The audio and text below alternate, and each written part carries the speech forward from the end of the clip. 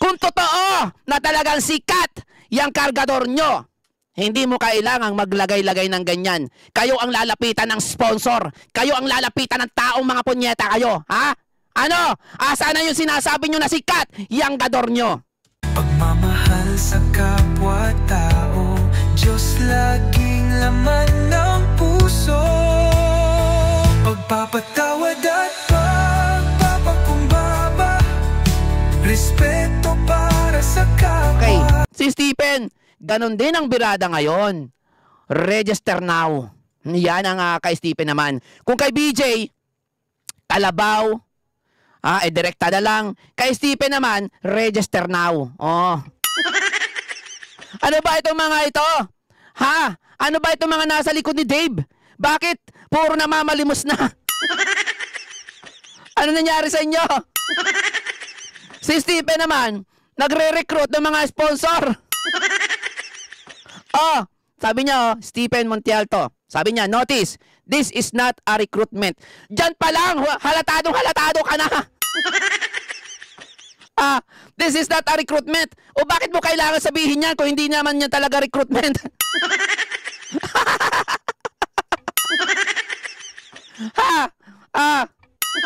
Eh di binigyan mo lang kami ng idea na nagre-recruit ka. Bobo!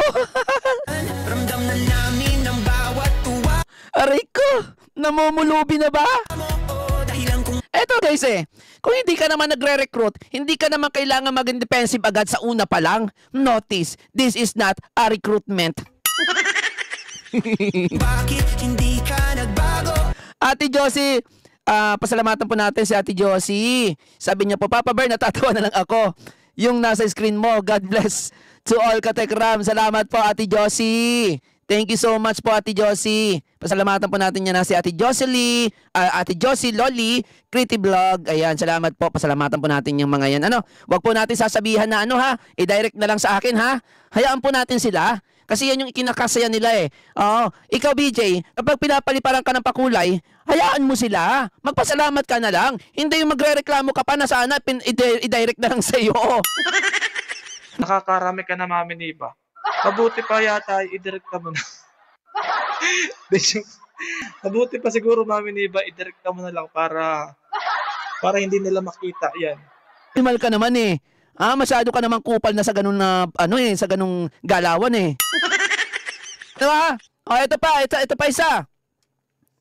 Si Ninong S. Ayan this is not a recruitment. Whoever wishes to be included in Kuya Biel's circle of supporters. Baka circle of wakwak. Circle of wakwak yan. Circle of supporter. Circle of wakwak, wag circle of supporter. Please notify me via private message. PM is the key. PM is the key na din si Ninong S. Namumulubi na ba?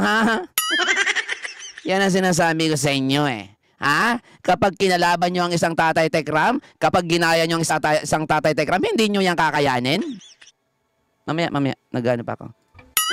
Hindi nyo kakayanin, ha? Circle of supporter. Circle of supporter daw, guys. O, sino dyan gusto? Ninong Precious, baka gusto mo. Nagre-recruit sila ng sponsor. Circle of supporters. Pero circle of wakwak talaga yon. PM is the kilang daw.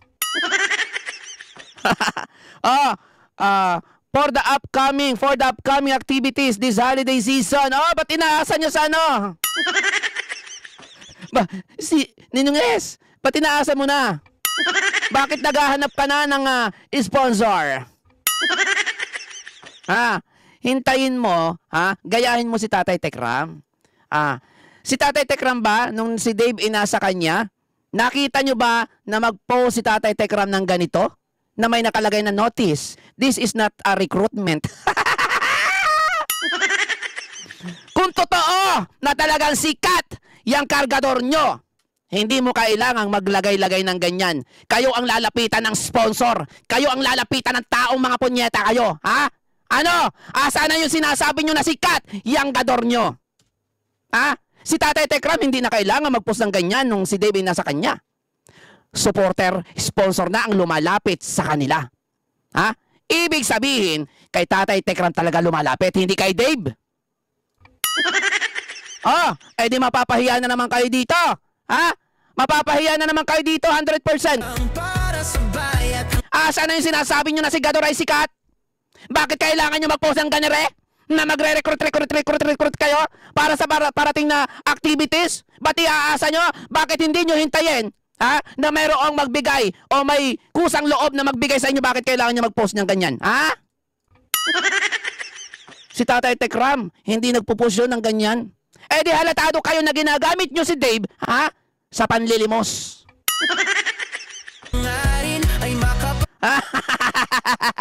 Wag kami, ha? Kasi alam namin yung ganyang galawan. Kasi okay lang sana kung yan nakikita namin kay Tatay Tekram before. Pero hindi namin nakikita yan, ha? Kasi nga si Tatay Tekram sikat na, kilala na. Ha? Kaya nilalapitan na talaga ng sponsor kahit na tahimik lang si Tatay Tekram. Chill lang ba? Oh, 'di ba? Ngayon, asa na yung sinasabi nyo na si Dave ay sikat? Di sana nilalapitan niya ng mga sponsor, nilalapitan niya ng tao. Ha? May kusang loob na mag-PPM sa inyo. Bakit kailangan mo mag-post pa ng ganyan, Ninong Stephen? Ha? Bakit kailangan mo pa mag-post ng ganyan kung talagang totoong sikat? Yang daredevil nyo na yan. Ha? Ano? Ha? Ano na? Wala. Laos na kasi talaga yan. Kasi simula nang umalis siya kay Tatay Tekram, nalaos na yan. Ha? Kasi si Tatay Tekram lang talaga, ha? Ang kaya o may kakayahan para pasikatin yan. Wala nang iba.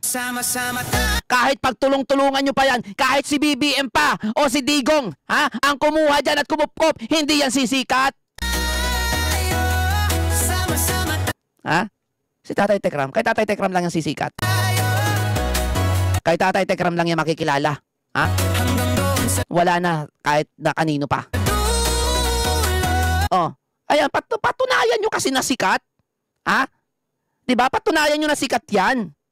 Ha? Bakit kailangan mo mag-post ng ganere tapos sasabihin mo pa, this is not a recruitment? Oh, bakit ka naglagay ng this is not a recruitment? Ano, defensive? Halata naman nagre-recruit ka din, oh. Naghahanap ka ng mga sponsor. Circle of supporter. Mukha mo, circle of supporter. Ha? Ang sabihin mo, naghahanap ka ng sponsor, ha? Para sa parating na upcoming activities. Ha? Ha? This holiday season and year 2026.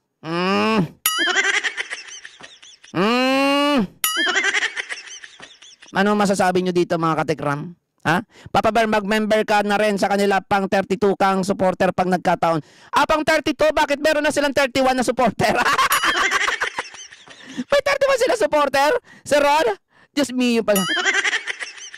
Bilang na bilang mo, Sir Ron, ha?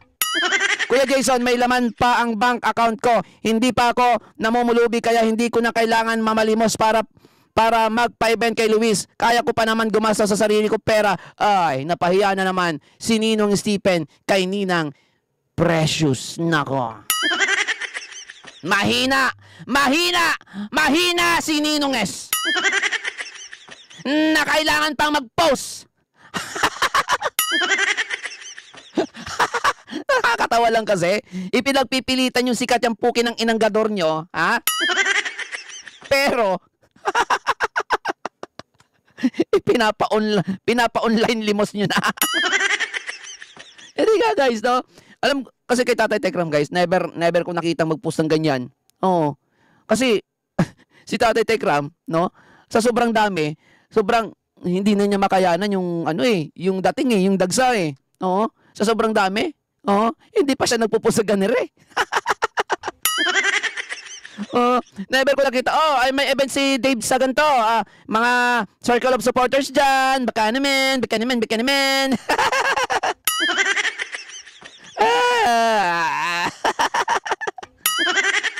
Register now.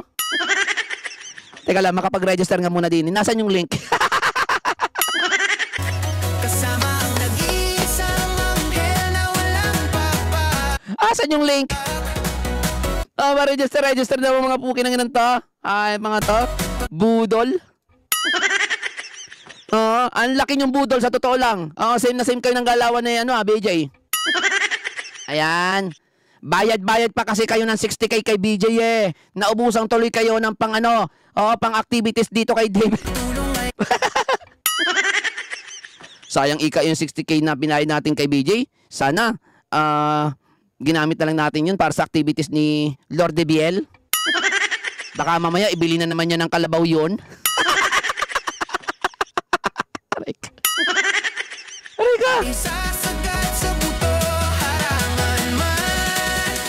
Sabi ni Ate Rosie V. Casilio, register now, papabar ko later.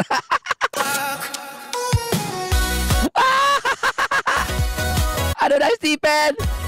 Ano na, Nino West? Register na daw kayo, oy! Sir Jason, mag-register ka na daw. Tekram Vlogs International, mag-register na kayo. Baliktad pa, Papa Bear, tinatanggihan pa nga ni Tatay Ram sa dami ng lumalapit. Correct, ha? Yun, yung pa, isa pa yun, tinatanggihan talaga ni Tatay Tekram yung iba. Sa sobrang dami na, tinatanggihan na niya. Mantalang ito si Ninong Eso, sabi ni Baklang Francis, friendship, step in, mag-post ka na. Hindi na natin kaya. Kahit pag samasamahin pa natin yung mga betlog natin dito, hindi natin kaya si Dave. Napakamahal pala ni Rehe. Baka mamaya layasan tayo. Mag-post ka na. Baka makakulimbat ka kahit isa lang. O kaya dalawa.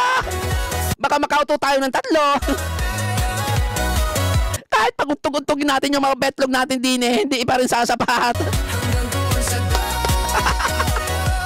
Beshi Rexy, nasan ka na? Ano ba? Cola Fred. Cola Fred. BJ, ibalik mo muna sa amin yung 60k. Shoutout muna kay Ate Miles. Ate Miles! Ayan, long time no see nga pala sa inyong mga katekraman, no? Medyo matagal ako hindi nakapag-live kasi medyo busy po ang inyong lingkod. Di naman ako katulad ni BJ na live sa umaga, live sa tanghali, live sa hapon, live sa gabi. Pusang gala! Pagtulong ay sasagad sa...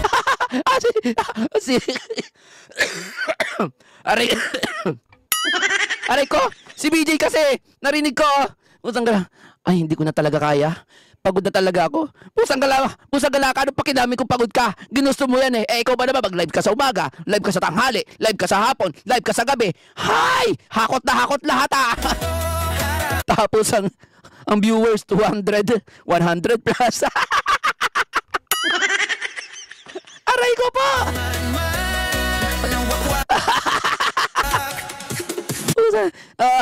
Kinakalabaw-kalabaw kasi. Simula nang ikaw ang lumabas, palaging ano ba yan, Stephen? Hindi na sana kami maniniwala na ito ay isang recruitment o pagre-recruit ng sponsor para sa inyong Lord de Biel. Kaso ikaw na nagsabi dito, this is not a recruitment. Naku naman, come on. sa mga pagtulong mo, kami ay talagang bumilip sa iyo. Bakit pa kasi nilagay mo yung this is not a recruitment? Oo, napaghahalataan ka tuloy na napaka-defensive mo. Puso damdamin, walang dahilan para ikayimutin. Live sa umaga, tanghali, gabi, sabay magpapastol ng kalabaw. Hindi bibitaw hanggang dulo sisigaw ang pangalang Shoutout kay Boss Rolly Vlogs. Ayan, may live shoutout sa mga kapwa ko defender. Papa Bear, may betlog pa. Ate Vance, huwag mo nang hanapin yung betlog. Nag-uuntugan na yon. Nag-uuntugan na yon. Baka sakali sa pag-uuntog-untog nila ng betlog. may lumabas na tawag dito, tawag doon. May lumabas na tawag doon. Pusang gala talaga. Nababalak betal ako. May lumabas na panggasos ba? Shoutout muna kay Ate Lynette, Kemnat Channel, Rosie B. Castillo, Aisel Princess, kay Boss Kong Kuda Community. Pusang gala, tawanan na naman kayo dyan no? Hindi naman kasi, bakit kasi ganito yung mga... Tuloy sa pagtulong, walang iwanan. Sama-sama tayo. Hoy, Stephen, Akala ko ba marami kang pera? Bakit may post na ganire? Register now? Pay later? Hanggang doon sa dulo, hanggang doon sa dulo, kasama ang nag-iisang anghel na wala. Sabi ni Tekram Vlogs International, Papa Bar, di namin kaya para lang kami sa misyon. O paano ba, Stephen? Wala eh. Pinopromote ko na nga kayo dito. Stephen, tinutulungan na kita i-promote ha. Yung post mo na yan para kay Dave. Sorry. Wala kahit kalahati dito, wala eh. Pagtulong na isas, Ay ko. Wala eh. Kahit kalahati, wala talaga eh. Walang umano eh. Walang nag-register. Stephen, ito ba ay na-promote na ni BJ? Mabuti pa ako, pinopromote ko to eh. Mabuti pa ako, pinopromote ko sa 1,600 na nanonood sa akin. Aba, mabuti pa ako, Stephen, ha? Pinopromote ko yung post mo dito. Kaso ayaw talaga nila kahit kalahati dito, wala eh. I-try mo na lang kay BJ, ha? Ipapromote mo rin kay BJ. Baka sakali doon may makuhang kalabaw. Eto ba, meron pa siyang ano dito eh. May mga pasaring pa siya dito eh. Ayan oh. Ano pa? Ayan oh. Yan ang kampo ni Tekla. Kapag kalaban kanila, tinatakot. Lalo na yung mga reactors na mga mukhang ewan, mga 80-80 kasi. Tinatakot? Anak ng teteng ka naman, tinutulungan pa nga kita dito sa post mo. ang anghel na walang pakpak. Ano sinasabi mo tinatakot? Na reactor ako dito pero hindi ko sinatakot ang mga to. Tinutulungan pa nga kita eh. I-promote yung post mo kasi alam ko naman na namumulubi ka na. Alam naman namin lahat dito na namumulubi na kayo. Pagtulong ay sasagat. Sa totoo lang, Papa Bear, pinilit ko lang yung pera ko na binigay ko noong birthday ni Luis. Okay na daw yung catering at mga lechon. Patunay na hindi gahaman ang Kuya Ramel na namin sa pera. Alam ko yan. Dapat nga yung lechon na yon 8. Pinigilan lang siya ni Tatay Tekram. Hindi pera-pera si Tatay Tekram dito. Nasa puso niya yung pagtulong. Hindi katulad nyo. Ginagamit nyo si Gador sa inyong pamamalimos online. Akala nyo sikat si Gador. Akala nyo madadala kayo ni Gador sa tuktok ng tagumpay. Akala nyo lang yun. Meron pa dito. Ito pa, iniiyak niya. To the last drop of my blood. To the last drop of my blood pa daw. Sabi nga ng tagahanga ni Tekla, bakit makilala mo ba si Biel kung hindi kay Tekla? Sino ba Tekla kasi yon? Iba kasing Tekla. Si Tekla. Si Tekla, oh. Ito kasi si Tekla na sinasabi mo eh. Bakit kasi Tekla ka ng Tekla? Yan si Tekla, oh. Iba naman si Tekla kay Tatay Tekram. Diyos miyo ka talaga. Mamaya si Tekla yung sumagot sa'yo. Sige ka, ha? Kinulimbat daw ni Tatay Tekram yung pera niya. Kasi bakit kamo hindi niya maano sa Tekram? At Tekla yung ano niya. Kasi nga, hindi kasi totoo yung inaano niya. Kasi kung totoo yan, hindi siya matatakot na totoong pangalan o Tekram o Ramil yung ano niya dyan. Takot yan kaya ibang pangalan yung inaano. Halatado na hindi totoo ito. Kasi nga, ibang pangalan yung ginagamit niya. Kasi kung totoo to, hindi siya matatakot na yung pangalan mismo ni Tatay Tekram, Ramil Manalastas ang ilagay niya dyan. Kasi kapag yung pangalan ni Tatay Tekram dyan, pwede siyang mabalikan. Okay? Pwede siyang kasuhan. Kasi paninira yan eh. Kinukulimbat daw yung pera niya. Bakit? Si Tatay Tekram ba ang umubos sa pera mo? Kahit si Tatay Tekram ba ang nag-enroll sa school? Si Tatay Tekram ba ang bumili ng uniform? Kung hindi ka ba naman bobo eh. Gustuhin ko bang makilala na kinulimbat niya ang pera ko? Kay Dave, Biel, hindi ako nagsisi. Maging ninong. Pero kay Tekla, sising-sisi. Aba! Bakit? Akala mo ba si Tatay Tekram ang Manalasas family? Hindi sila sising-sisi? Akala mo ba hindi sila sising-sisi sa'yo? Nagpapasalamat sila sa'yo pero sising-sisi sila sa'yo na nakilala ka pa nila at tinanggap nila yung padala mo. Walang iwanan, mga katikram. Diba? Nako naman, shoutout muna tayo kay Ate Vivian Macalister. Hello po, watching Jerome Spain again. Papa Ber, dahan-dahan, baka may stress ka, Papa Ber. Clarissa Mangunap, kaya po, Tekla, sinasabi niya dahil doon po sa sinabi ni Dave na ano ba si Tatay Tekram, bakla ba siya dahil siya po ang pinili kaysa kay Nanay Jack. Oh. Kaso may pangalan ng Tekla eh. Oh. Ulit-ulitin po namin, walang perang kinulimbat. Ayan, sabi ni Sir Jason. Hindi, Sir Jason, ako personally, alam ko naman talaga yun. Okay? Na wala, ba't mangungulimbat si Tatay Tekram ng pera? Ha? Kung kinulimbat ni Tatay Tekram yung pera na padala para kay Dave, di sana patpatin yan, payat yan. Malnourished yan, hindi nakakapag-aral yan. O hindi ba naman kayo saksakan ng tanga? Ha? Hindi sana ganyan na itsura niyan. Ha? Diba? Ayan sabi ni Sir Jason, ulit-ulitin po namin, walang perang kinulimbat. Kung gusto kunin ni Kuya Dave lahat, pumunta siya rito. Ayun nga hinihintay lang talaga kayo, ito si Dave, hinihintay lang talaga kayo, Francis, hinihintay lang kayo doon sa bahay na bato sa Manalasas family para kunin yung lahat ng gusto nyong kunin doon. Ha? Ibibigay sa inyo, kung may natirang pera, ibibigay sa inyo.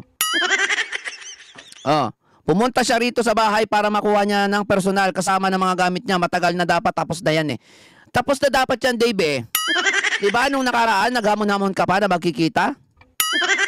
Dapat kayo, ganito Dave. Sabi mo, ayaw mo doon magkita. Doon sa bahay na bato. Gusto mo sa Pangasinan. Ganito gawin mo kung gusto mo sa Pangasinan. Ganito gawin mo, Dave. Pumunta ka doon sa bahay na bato. Okay, kunin mo lahat ng gamit mo, yung pera na natira sa'yo. Okay? Tapos, yayain mo si Tatay Tekram, sabay kayong pumunta ng Pangasinan. Diba? Okay yun? Okay yun. Alam nga naman si Tatay Tekram pagdalhin mo nung mga gamit mo ba? Di pwede yun. Ang maganda mong gawin, punta ka doon sa bahay na bato, kunin mo mga gamit mo, yung pera mo, kung may natirang pera, tapos yayain mo si Tatay Tekram, doon kayo sa Pangasinan mag-usap. Total, yun naman yung gusto mo, di ba? Kukunin mo lang naman yung gamit mo doon, di ka naman makipag-usap ngayon, kung gusto nyo mag-usap, ayaw mo dyan mag-usap, may pag-usap sa kanila, di yayain mo si Tatay Tekram sa Pangasinan. Diba? Diba? Sabay kayong pumunta ng Pangasinan, no? Diba? Utak lang yan ba? Gamitin mo kasi yung utak mo. Tawa si Ate Lea Carreron, tawa. Ate Lea Carreron, tawa-tawa ka. Ayaw kasi gamitin yung utak, pwede naman ganun Natuwa lang po ako sa sinabi ni Kuya na sabi ko, pwede mo nang iiwan pag 18 ka na. Ano sabi mo na? Hindi po. Hindi, ano yung sabi mo kanina? Siyempre, mas okay po kung may gabay pa rin po galing po sa inyo. So, dito lang kami lagi para sa iyo na.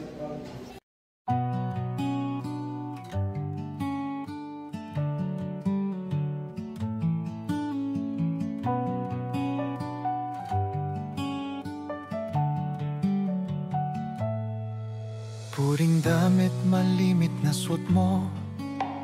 Hawak kay puting bimpo. Kulay na sumisimbolo sa napakabusilak mong puso.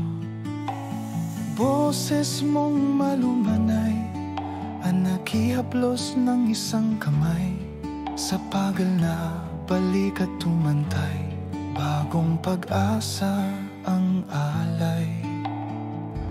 Pusong malambot sa mga bata, espesyal sa iyong kalinga. Ayaw makitang lumuluha, nais agad sila'y maruga. Problema ng isang pamilya, emosyonal man yan o pera, agad nakaalalay ka. Sadyang ika'y kakaiba.